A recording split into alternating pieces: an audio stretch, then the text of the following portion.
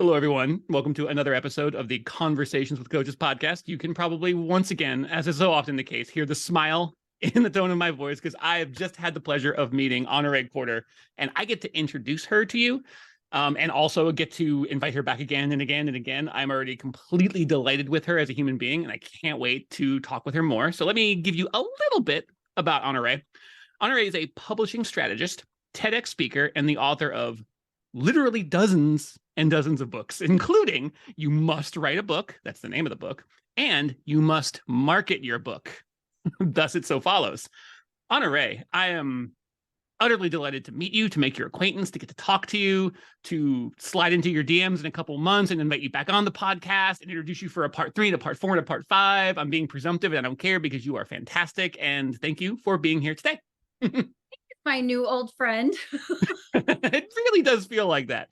Oh, yes, what a delight. Enchanté. And how have you been since the last time we talked in our previous lifetime?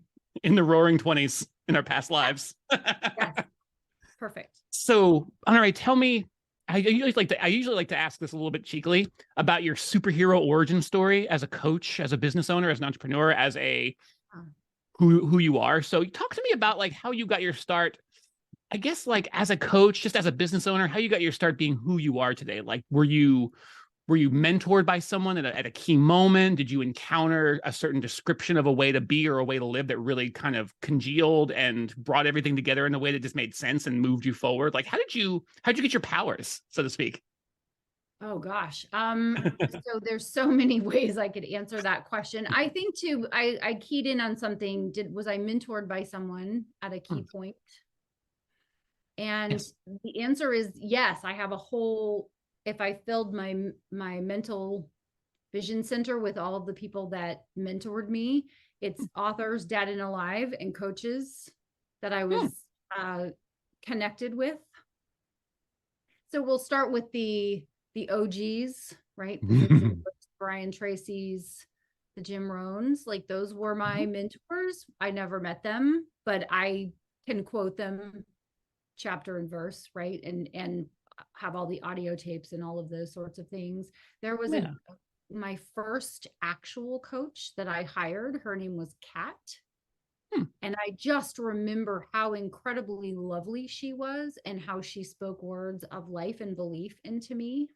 And that was something I thought was awesome. We all need someone who really sees us, because not everyone, right? Sometimes you meet someone and they're like, "Are you the secretary?"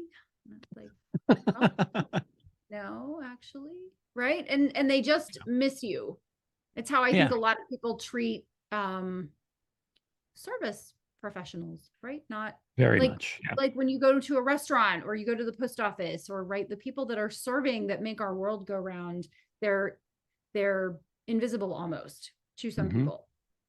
So when someone, especially a coach, really sees you and is able to help you to, as artists will say, like, I didn't make the swan out of the ice. I just chipped away what was not a swan. When you have a great coach that can say, and I said this to someone yesterday, I said, so what is it you're capable of that you're not doing? That's a good question. That's a good question. Like, and so when you can have someone ask you questions that kind of like knock the wind out of you, right? That take your breath away in a good way and also really thoughtful. That's what my first coach did for me. And then that became something that I thought, well, gosh, that wouldn't that be cool to do that for people? And so I pursued that. And that led to writing my first book and so on and so forth. And so now that's what I do for authors, is I help them to write, publish, and monetize their books. That's my elevator speech, but it really is that I allow them to write, publish, and monetize the book that they want, that makes the impact that they want to make. I love that. It is very much just like coaching, because it has that element of guidance where I know how this is done and how this is done well. Let me translate that for you so that you can understand how you're going to do this well, what the steps you need to take through this system that I know very well, and will make it work for you. And it's so the core element of coaching that come alongside a lot of times I know a lot of coaches, and I love this analogy, the Sherpa analogy, with the guide going up Mount Everest, where it's just like, I know this path. It can be hard. We're going to get to some thin air. We're going to see some high heights.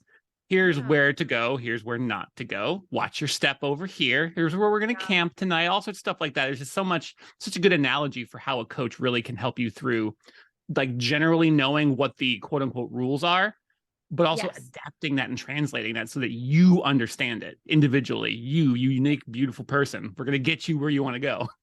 Right. And also without the pain and suffering, right? Like, I want to get you where you want to go. Also, I'm a Sherpa, but I prefer a warm climate. Yes. Just for the record, and in case anyone was like, oh, do you wear down, or like, no, flip-flops.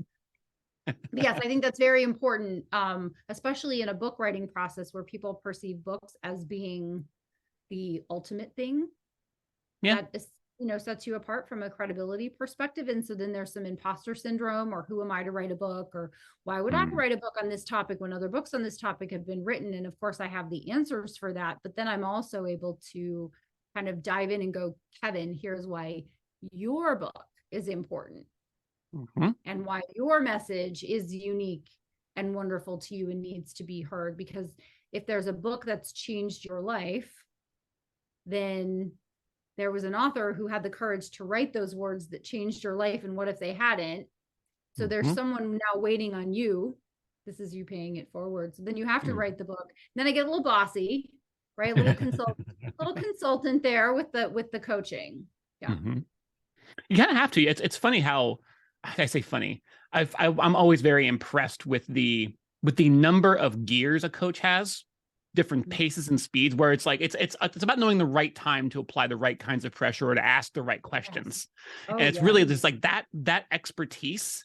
I mean, it's really like you lay it out like that. Oh, of course, the right words, the right questions at the right time, a push sometimes when a push is needed, a pull, maybe a rest when a rest is needed. All of it makes perfect sense once it's laid out for you. But it's the kind of stuff that's so hard to see for yourself, which is why a coach like you is really just the perfect companion for a journey like that.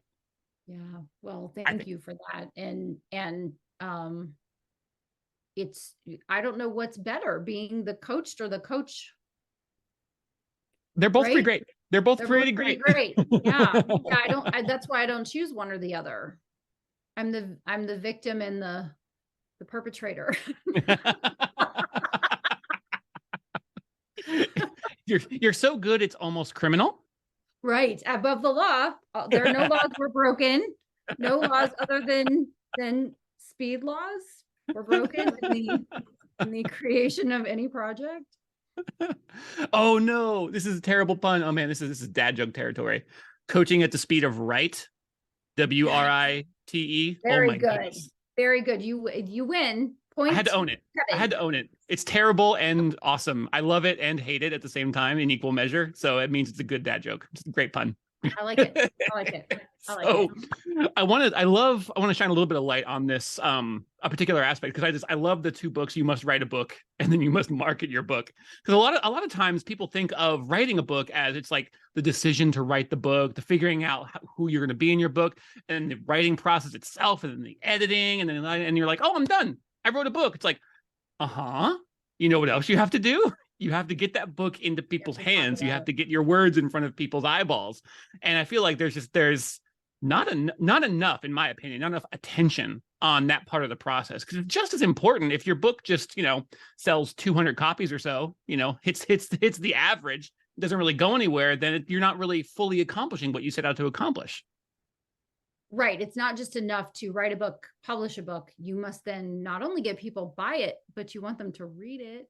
Yeah. And it's like having a baby, right? Like you all the trouble of having a baby, but what if after you have the baby, you're like, okay, we're done. When is this one picked up? Right? who's picking it up? Where's it going? Right? Where's home number 2? Because we're done. We got him here. We're done. But it's the same thing. People write and publish a book, and it's heavy lift. But the even heavier lift is the marketing. And if you do your book well, here's the beautiful part about publishing a book, is if you publish a book well, effectively, right? Because as coaches, I'm speaking to my people, right? We don't live in a world of good, bad, right, or wrong. We live in a world of effective and ineffective. If you write an effective book, then it's not an avocado. It doesn't expire, right? It's not like, oh, I bought 5 avocados and so I can throw them away in 3 weeks because the next time I remembered I had an avocado, I cut it open and it was bad, right? So it doesn't expire. If you write evergreen content that's helpful, you can always be marketing. And I think this is my particular take on the marketing process, is that I want people to feel free to market their book in a way that resonates with themselves, their personality, the role of the book in their business, the amount of time they have to market, and the amount of money they have budgeted for marketing their book. So a lot of people will see, well, like, Kevin has a podcast and he has so much fun, and I'm not really a podcaster, and I don't really like technology, and I'm not really a friendly person. And so, but I probably need to, I'm making up an author in my head, right? But so I'm not this person, I'm not that person, but everybody says, air quotes, everybody says, I have to have a podcast if I have a book. And so a lot of people will write a book and then they go, everybody's doing X. And in You Must Market Your Book, I talk about Book Talk, which is a version of TikTok. Yes. Everybody's like, you must do a TikTok. And I'm like, I'm a grown woman. I do not have to TikTok if I don't want to. You will speak to me with respect. I am a grown woman. That's right. Well, but there's a lot of, you know, and here I am, the author of 2 books that start with you must, right? You must do TikTok. And it's like, I don't. And someone says, I don't want to write a book. I don't want to write a book. I don't want to be an author. That's not interesting to me. I'm like, okay. And you must not write a book. That's totally fine. I have my reasons for being bossy about it. So you must write a book, right? But ultimately, at the end of the day, I want people to feel free once they do have a book, once they do have a coaching practice, to get the word out in ways that are going to be fun on day 1 and one day and all the days in the middle. Because if you're on a diet, I was on a diet once. It was the longest 3 hours of my life. Nice one. Right. I was like, okay, I've given up sugar. I've given everything up. And then by like 11 a.m., I'm like, no, I want a sandwich. With something in it. With something in it that's delicious. Awesome. Right? Like, forget it. So I feel like there's a whole lot of people feeling like they have to do what everyone else is doing. And I think if you're going to do something that's sustainable, if it's going to be a lifestyle versus a period of time, then you're going to have to choose things that resonate with you, that you can lean into, that you enjoy, that you also get benefit from.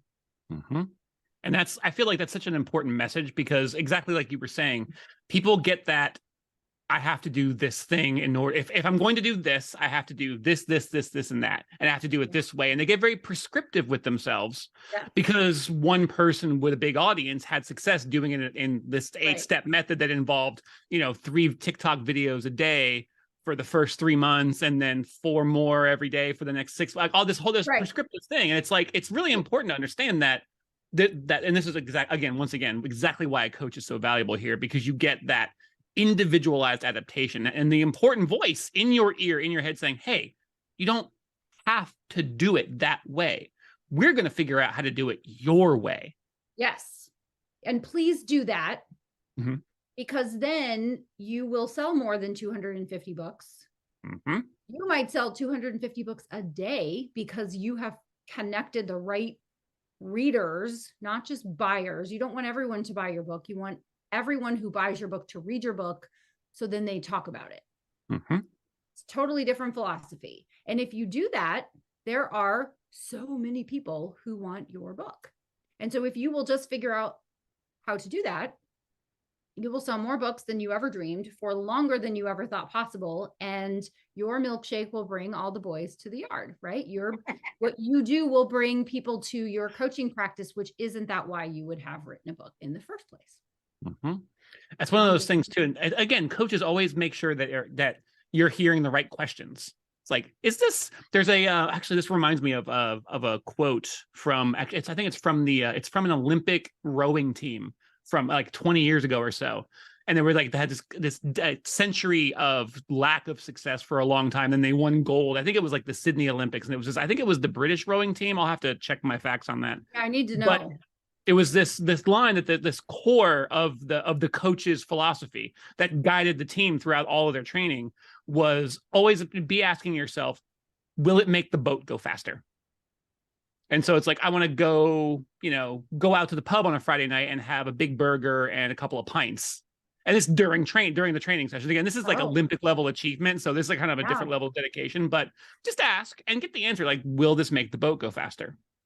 And then with the answer to that question, then respond accordingly. So maybe you say, you know what?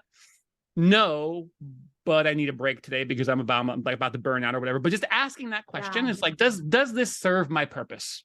Will this serve my ultimate purpose? And I feel like it's a good, that question at the right time can really make all the difference. It's like, I just wrote the book. I kind of want to take a break. I don't want to, market the book. I mean, I want to get the word out there. I'm really good at X. Like, I'm really good on podcasts. I don't want to have my own, but maybe I want to go around on other people's podcasts. But that sounds stressful. Yeah. That was me, Kevin, is I didn't want to have a podcast because everyone I knew that had podcasts were always like stressed out about something. And if you're not stressed out, I'm not going to tell you what you should be stressed out about. So we're just going to skip right over that. But there were all of the things that went into hosting a podcast. Mm-hmm. And I thought, I can show up and talk. I can give good podcast. Clearly. Right. and so everybody wins. The host wins. I win. The listener hopefully wins. Everybody wins. It's a win-win-win. That's what we're all about. Yay. And so for a long time, I have a podcast and I'm like, no, just go into your podcast app and search for my name. And then you get to discover all these podcasts you didn't know about. And it really, and once again, from the perspective of having done it, it makes it sound easy because it's kind of like, not easy, but as an duh, of course, that makes total sense. There's some work to be involved, but it is that benefit of having someone who can prevent you from having to go down these painful paths that aren't paths you want to go down, and learning these lessons that you want to know the lessons, but you don't necessarily want to like have to learn them the hard way, the time consuming way where you're just trying stuff that really isn't right for you. And that's where you come in. Not to keep tooting your own horn, but I mean, I'm going to go ahead and toot it. Well, thank you. But you're a coach as well. And so I think that having the right question, sometimes the right question is, do you want to quit or do you want to rest? That's a good one. So when you launch a book, I launched a book last week. I'm a little tired. Life happens, right? And so I didn't say, well, the book is out. I promoted it for 3 days. I thank God that's over. Right? Like, I'm tired. I'm going to rest, but I'm not going to quit. I have my plan and I'm going to keep putting my plan in place, but I'm not going to stop forever. And I think that is, the difference, right? You don't lose all of your momentum when you rest. You lose all of your momentum when you quit. And then at some point you have to, I don't know if is it just me? Then I have to convince myself to restart. It's different. It feels different. Restart. I don't want to go through DOMS, right? Delayed onset muscle soreness. Right? If you don't lift for a couple of weeks, then you do lunges and then you're like, oh, maybe I'm not going to go to the bathroom today. Maybe I'll just wait a couple of days because it's really painful to move around. Right. So I would rather rest than stop. That's just me. But I found that was a good question. That is a good question, is like, okay, so you took a break from it. It's going to take you a little time to reorient. If you're writing a book specifically, you have some words written and then you stop working on it. You then have to go back and say, where was I? What was I thinking? Where am I in this process? You've got to reorient and then you can pick back up. But if you just put it away, someday you're going to be on your hard drive going, wow, I wrote 60% of a book once and I never published it and I forgot all about it. That's a bummer. That is a bummer. It's such Somebody a good, needed that book. Yeah, right. And that there you go. That's that guiding thought. Somebody needed that. Like I needed the books that inspired me. And that's so often the inspiration, especially for the coaches I get to talk to, that desire, the desire to give back, to serve. Wow. And that's always such a motivator. And I feel like it's good to keep that. I mean, you don't have to, well, I was going to say you don't have to think about it every day. Actually, it is kind of helpful to remember every day, almost like a gratitude practice where it's like, I'm trying to help, have an impact. I'm trying to give back based on what I was given, because I've been given so much and I've benefited from so much. And just that coach as a conduit is something, it's something I bump into all the time talking to coaches. This is why I get so passionate and I start hand talking and I get really excited, because it's as unique and individual as pretty much every coach I've ever spoken with. And it's been hundreds at this point. Everyone really does have their own unique journey and kind of their slightly unique but profound approach. There's this common thread through every single coach I get to talk to, that desire to serve, the desire to give back and have impact, to help in the ways that they were helped, to benefit from that in some way that they benefited from it. And it's so, this is going to sound corny, but it's so consistently inspiring. It really is, to see that and experience that in the world, and to help other people find their way to that as well. Well, and isn't one of the ways to maintain your passion to see passion in other people? Mm-hmm. Just as it's a reigniter. It's a reigniter. Just like I can think back to my first coach, Kat, and I'm thinking, when was the last time I sent her a thank you note? Because it's been 25 years. Oh, wow. And imagine how that's going to hit a thank you out of the blue after a long time away, how positive an effect that's going to have on Kat. Yes. That's going to be so fun. I'm going to write it today. I was about to say that's as much as I want to keep talking with you, because this has been a delightful conversation. I think that's a good place to leave it. Like, who can we reach out to and thank today, who we haven't reached out and thanked for a while? Yeah, I got a few names. Yeah. Think back 5, 10, 20 years, that random person you ran into that introduced you to someone else.